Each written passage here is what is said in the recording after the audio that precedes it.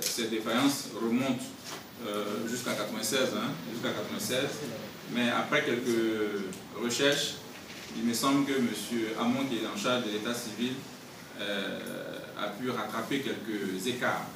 Mais les plus grosses difficultés se situent de 2000 à 2012.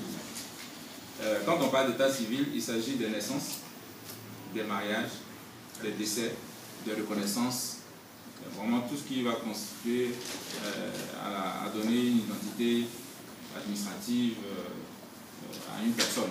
Voilà.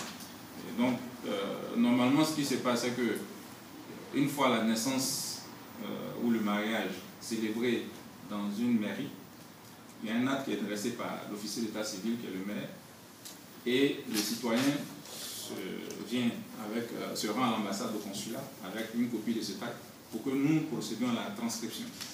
Et les registres sont tenus en 2 exemplaires.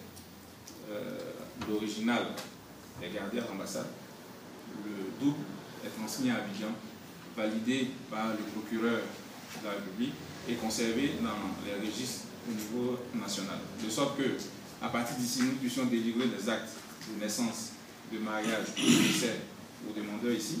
Mais si cette même personne se retrouve à Abidjan, qu'elle puisse également se faire délivrer les mêmes actes au niveau national.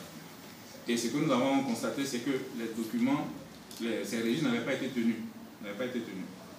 Donc,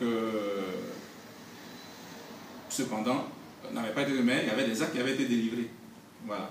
Et ces personnes ont pu déposer ces actes, soit pour des démarches administratives à la préfecture, dans les mairies, se sont mariés avec, ont eu à inscrire leurs enfants avec ces actes, mais ne peuvent plus aujourd'hui avoir des doubles, parce que les registres n'ayant pas été faits, on ne peut pas délivrer des registres de doubles, de copies après. Donc, il faut reconstituer ces registres de 2000 à maintenant. Voilà.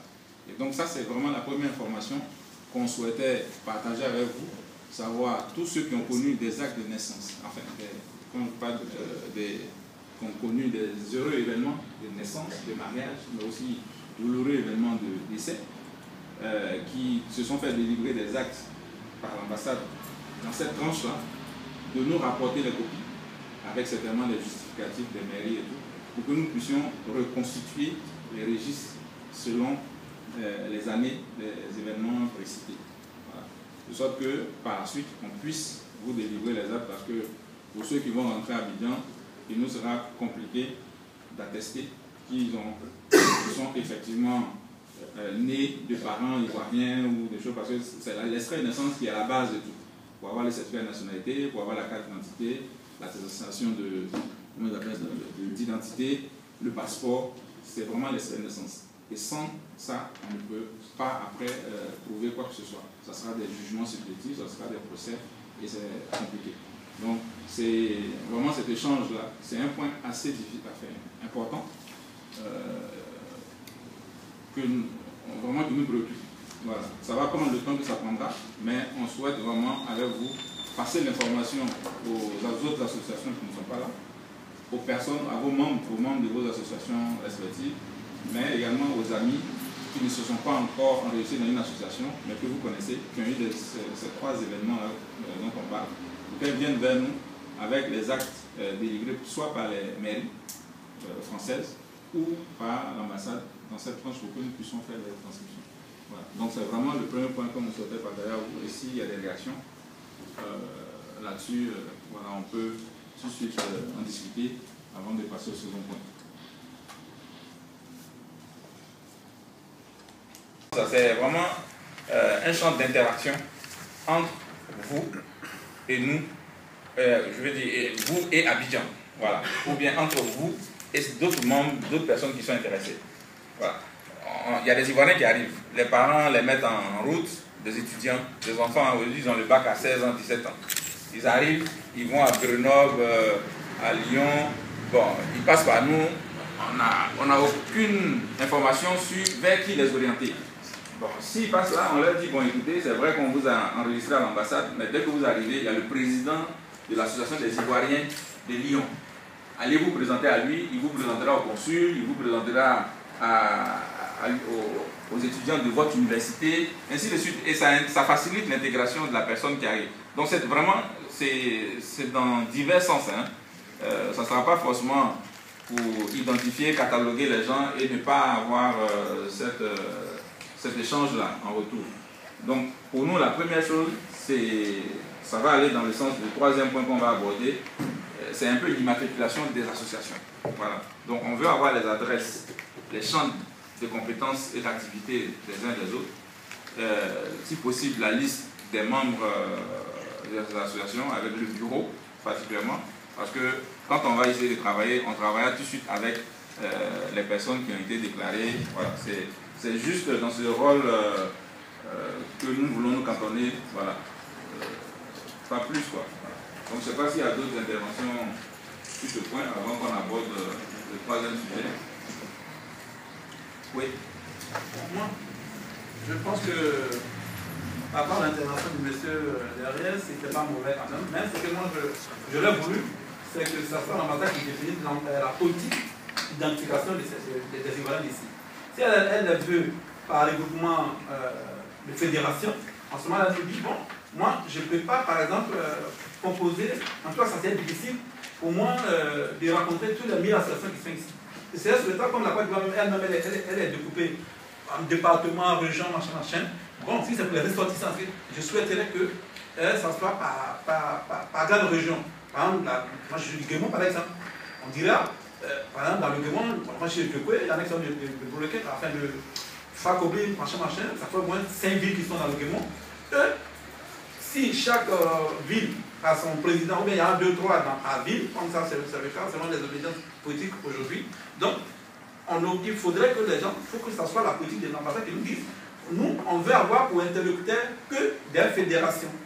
En ce moment-là, ça oblige nous autres qui sommes originaires de ces différentes régions qui avons des micro-associations, de nous regrouper en fédération pour que nous avons un seul représentant qui sera votre interlocuteur. Si ce n'est pas le cas, et que bon, on va quitter ici, on dit pas qui est qui, et puis tu as dit de faire fédération. Vous voyez? Vraiment, moi je souhaiterais que ça soit, ça nous vienne de l'ambassade du haut, et comme ça, bon, ça serait pour être représenté pour pouvoir avoir accès, bon, il faut qu'on soit en fédération par exemple. Donc j'ai bougé nous à le faire. C'est aussi de moi qui filme la réunion qui vient demain pour dire, bon, en fédération, et il va paraître, bon, toi qui te connais ici, toi tu es qui? En tout cas, c'est français. Oui, tout à fait. En fait, aujourd'hui, la réunion d'aujourd'hui, ce n'est pas vraiment pour consulter les associations. Okay. Aujourd'hui, il s'agit de répertorier les associations, d'actualiser les bases de données. Comme j'ai dit, on a 293 associations enregistrées pour lesquelles on n'a pas de rapport d'activité. Donc, il y a un doute qui subsiste sur leur existence, sur l'actualisation de leurs adresses, de leurs bureaux et tout ça. Donc, aujourd'hui, il s'agit de mettre à jour ce carnet d'adresses. Peut-être qu'en le faisant, nous-mêmes, on va retrouver les accointances entre les différentes associations et savoir que quand on va faire c'est plus facile de faire une association régionale, mais ça sera difficile de retrouver une association des handicapés. Voilà. Dans les deux sens, il faut qu'on les enregistre pour savoir qu'il y a 3 qui travaillent sur le point de la santé, il y a 4 qui travaillent sur le domaine des femmes, ainsi de suite. Voilà, donc c'est seulement dans ce cadre-là qu'on pourra le faire. Voilà. Donc aujourd'hui, c'est vraiment ça, c'est la réunion d'information, d'échange pour dire que nous, aujourd'hui, avons besoin de vous, mais dans le sens seulement de répertorier. Donc, et ce n'est pas aujourd'hui qu'on va le faire, je veux dire, on n'attend pas une réponse immédiate dans les 48 heures, c'est un processus, vous devez retourner vers vos membres, vos concitoyens, pour leur dire un peu ce qu'il y a eu comme échange. Puis bon, on verra. Nous, on attend les retours. Moi, je pense que la problématique se pose au niveau de Paris. Paris, pour ce qu'il est, c'est normal qu'on ait des associations déjà du web, des associations de ceci, de cela, qu'on n'est pas résolver. Je donne toujours l'exemple sur ma région qui est le Rhône-Alpes, Lyon, qui est à la base des 8 départements. Je veux dire que tu sois président des associations des web qui est répertorié chez moi, ça m'arrive d'avoir des réunions avec les présidents et des BT, des Baouli, des bourreaux, qui sont tous liés à moi par le consulat. Donc, eux ne peuvent pas me sauter pour aller voir le consul, va dire retourner voir le président Koné. Les étudiants sont connectés par moi, je vous ai dit d'une manière pyramidale. Quelle que soit l'association que tu appartiens à la communauté ivoirienne. On est d'abord ivoirien avant d'être de Boroleguin ou de Ouitafla. Moi, je pense que c'est là que l'intérieur de la Côte d'Ivoire est organisé.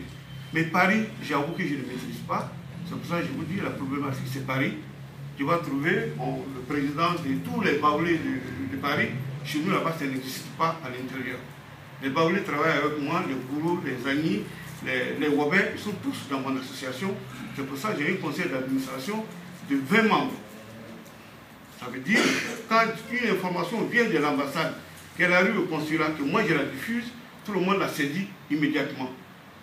Bon, il faut voir dans le sens des fédérations, parce que les associations de 9 personnes, de 10 personnes ou de villages, après on va diviser les régions en je suis bêté de ceci, dans cela. Moi je pense qu'on doit fédérer. C'est la seule façon pour vous de travailler, sinon c'est pas possible.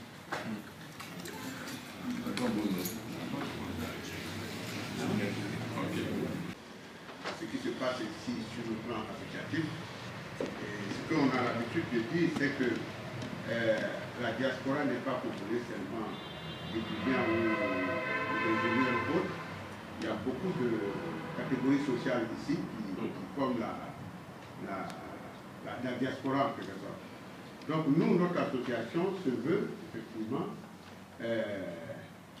être une structure de solidarité d'abord et de maintien de la tradition, puisque nous sommes pour effectivement faire en sorte qu'il y ait un devoir de transmission de la tradition et inciter même les autres communautés à faire de la sorte, parce que nous constatons aussi bien à 13 villes qu'ici, à part notre génération, beaucoup de nos enfants parlent très peu nos langues locales, encore moins sont attachés à nos traditions. On se pose la question de savoir d'ici 50 ans ce que cela va devenir.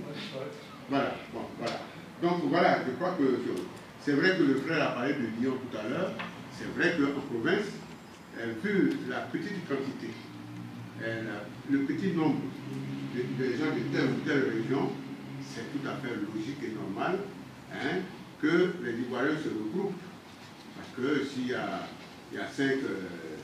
5 000 euros là. Bon. 5 000, c'est l'organisation. Non, s'il vous plaît. S'il vous plaît. Nous ne sommes pas en train de discuter un bout de gras. Nous sommes en train de